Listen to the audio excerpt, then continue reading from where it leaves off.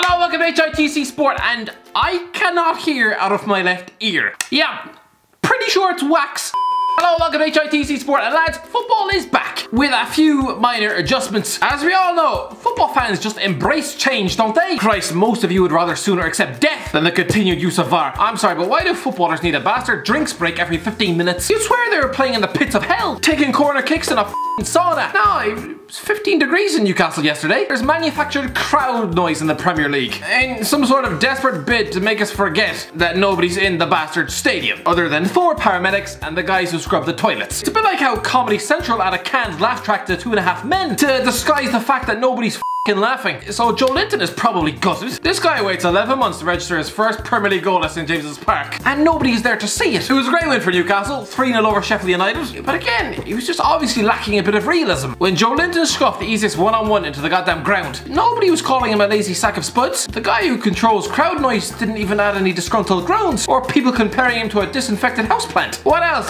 David Luiz had the worst week of his life. You wait 3 months to play football, and when you do return, you play like a paralysed goat. This man has cost a combined £106 million in transfer fees over the course of his entire career. That's how you know the game is gone. Over 100 million spent on a defender who can't defend. How does he keep getting away with it? When he formed part of a bench which conceded 7 in a World Cup semi-final, that's when football should have wiped their hands of David Luiz. No more defensive nonsense. Take away his boots, give him a job down Burger King, don't give him a £50 million move to PSG. Instead, you're rewarding him with failure. What sort of lesson is that to send out to people? If you're a centre back, oh, play like you've just spent a weekend in Chernobyl. Play like your brain is about to seep out your ears. Christ, the likes of poor old Ryan Shawcross, he actually defends like a realistic human being, and he gets forced to spend his entire career at f***ing Stoke. They say this man is overrated.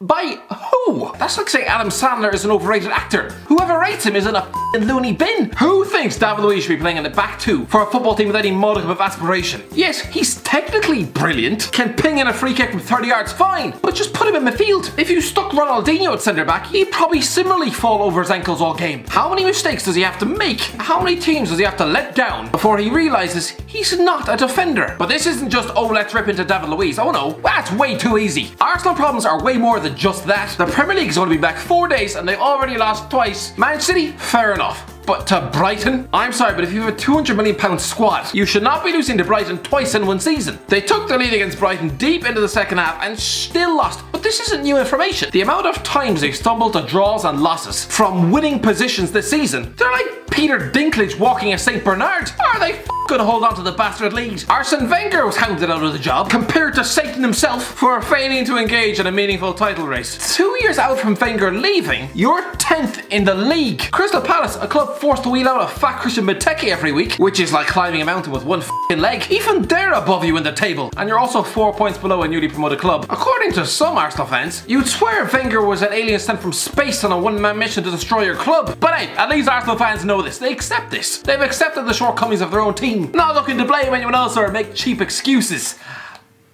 Mopo, you're an absolute disgrace. You're a cheat. I hope Brighton get relegated.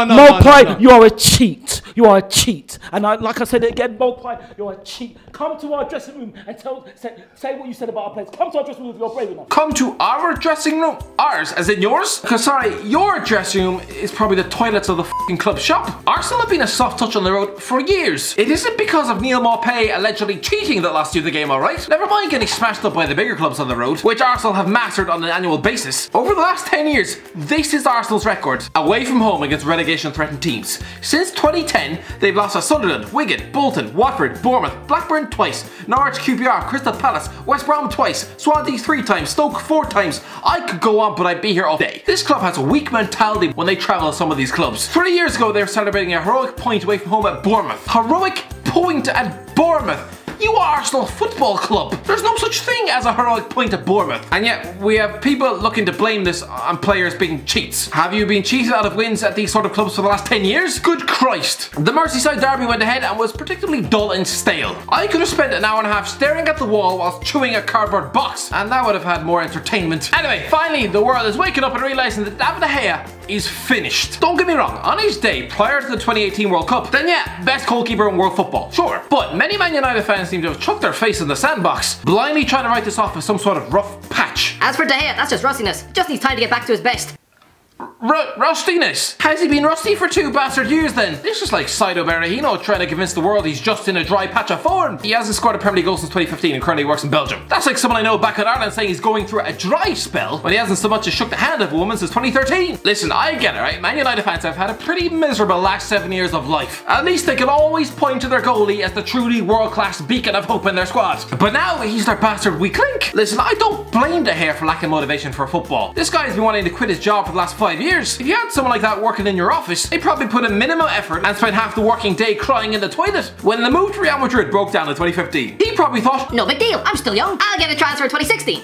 Or 2017, Keylor Navas can't get on forever. But lads, 2018 was the year that killed De Gea's career stone dead. Before the World Cup, this guy was without a doubt the best #1 in world football. He'd made the PFA Team of the Year 4 years running, was voted the club's Player of the Year 4 years running, was nominated for the Ballon d'Or, he just won the Golden Glove. This man probably thought he was untouchable. Look at him trying to intimidate Ronaldo before a penalty. This fella probably had the self-confidence and swagger of Conor McGregor. Oh, and let's not forget the previous Christmas, he made 14 saves at the Emirates. Arguably the best goalkeeping display ever seen in the Premier League. But just like sparking out Josie Aldo in 13 seconds, it was probably the worst thing to happen to this guy's ego. No, he didn't start sculling whiskey, camping out in Liverpudlian tree houses and beating up the elderly. No, he didn't start swinging around trolleys down the local bus station. And no, he didn't retire 3 times for attention. But just like Conor Macca, he believed his bastard hype. Retweet this if you think De Gea deserves the Ballon d'Or. De Gea does enough with his feet alone to make that Ballon d'Or list. Magnificent goalkeeper. Something I'm very sure of. De Gea would get Ballon d'Or for any player in Liverpool. De Gea for Ballon d'Or. De Gea is too good for Ballon d'Or. Just give De Gea the Ballon d'Or, please. Just give De Gea the Ballon d'Or. De Gea should get the Ballon d'Or. He's been unbelievable this season. 2017 was the year this man felt untouchable. And then this happened.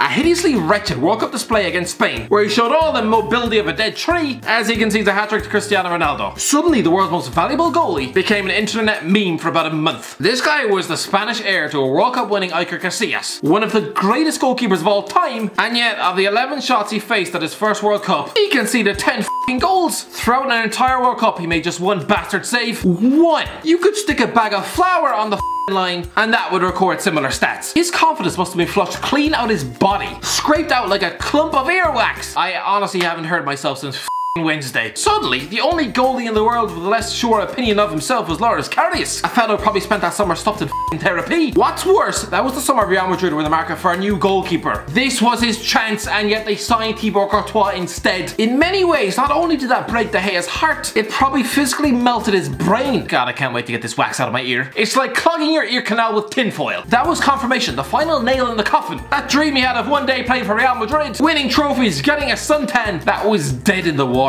Instead, it's just a realization you're in for a career of Europa League football at a club stuck in a decade-long transition who spent 80 million on defenders with heads shaped like TVs. The fact that for a goalkeeper of your unbelievable talents, you're going to end your career with just 1 Premier League title to your name, playing under a man relegated with Cardiff, it's horrible. It's a bit like being stuck in a dead-end marriage with Katie Hopkins. After exhausting all exit strategies, from filing for a divorce to faking your own death, after realizing you're now stuck with her forever, you probably feel like swallowing a cyanide pill. Now, Man United fans might think this is an unfair comparison, comparing one of the most prestigious clubs on planet Earth to a middle-aged woman with a face resembling that of a baboon's nutsack. But Man United 2020 is not an attractive proposition for anyone. Since the broken fax machine move in 2015, Real Madrid have lifted 3 more Champions Leagues and a La Liga title. He could have cemented his legacy as a modern-day goalkeeping legend. Instead, he has a less impressive CV than Johnny Evans. This guy spoke about emulating Edwin van der Sar when he first arrived. A Dutch goalie who won 4 league titles and a Champions League at Old Trafford.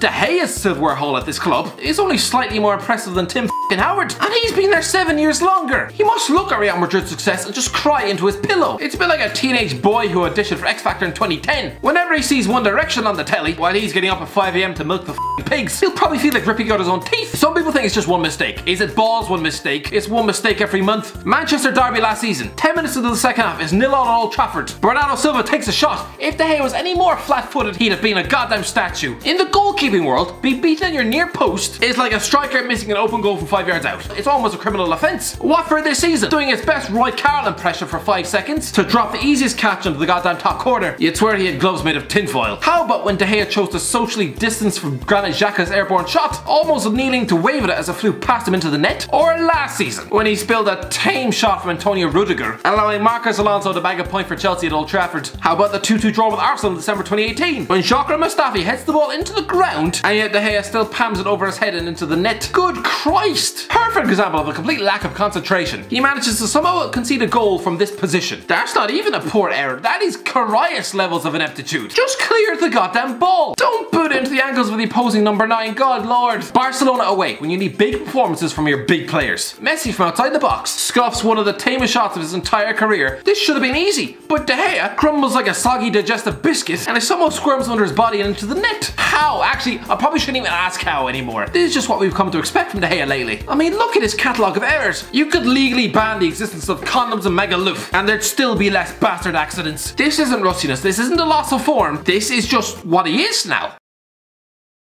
Anyway, that's it, lads. Let me know. Please let me know. Have I got this all wrong? Let me know in the comment section below. If you enjoyed the video, don't forget to like, share, and subscribe. And as always, I'll talk to you in a while.